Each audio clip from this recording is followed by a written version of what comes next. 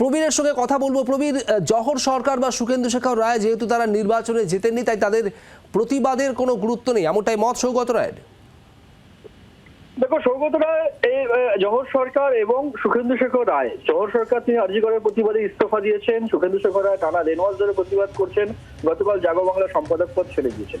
এই বিষয় দুটোকেই, জহর সরকারের ইস্তফা এবং জাগো বাংলা সম্পাদক পদ ছেড়ে দেওয়া সুখেন্দু শেখর রায়ের, এই দুটোকেই গুরুত্ব দিতে নারাজ তৃণমূল কংগ্রেসের বর্ষিয়ান সাংসদ সৌগত রায়। তার পরিষ্কার বক্তব্য যে এরা কেউই জনপ্রতিনিধি নয়, এদের কাউকেই নির্বাচনে জিতে আসতে হয়নি। নির্বাচনে জিতে এলে তবে বোঝা যায় যে কে কার প্রতিনিধিত্ব করছেন। এরা কেউই নির্বাচনে জিতে আসেননি। পাশাপাশি সুখেন্দু শেখর রায়ের এই যে জাগো বাংলার সম্পাদক পদ ছেড়ে দেওয়া, সেটাকেও কটাক্ষ করেছেন সৌগত রায়। তার বক্তব্য, জাগো বাংলার সম্পাদক পদটা বড় বিষয় নয়, জাগো বাংলার সম্পাদকের কাজ তিনি এমনিতেও সামলাতেন না, তিনি কাজ এমনিতেই দেখতেন না, সুতরাং এটা বড় বিষয় নয়। তবে কি জহর সরকারের মতো তারও রাজ্যসভার সাংসদ পদ থেকে ইস্তফা দেওয়া উচিত? এই প্রশ্নে কার্যত সৌগত রায়ের বক্তব্য যে এটা তার বিবেক বলবে যে তিনি রাজ্যসভার সাংসদ পদ ছাড়বেন কিনা।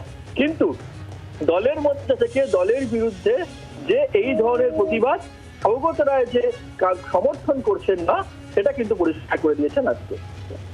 প্রবীর, ধন্যবাদ। সুখেন্দু শেখর রায় এবং জহর সরকার নিয়েও কড়া বার্তা সৌগত রায়ের। তৃণমূল সাংসদ সৌগত রায়ের বক্তব্য, এরা কেউই ভোটে জিতে আসেননি, তাই এদের প্রতিবাদের কোনো গুরুত্ব নেই, মত সৌগত রায়ের। জাগো বাংলা সম্পাদক পদ ছাড়া সামান্য বিষয়ে, এমনিতেও কিছু দেখতেন না সুখেন্দু শেখর, তার পদত্যাগ বিবেকের বিষয়, মন্তব্য সৌগত রায়ের।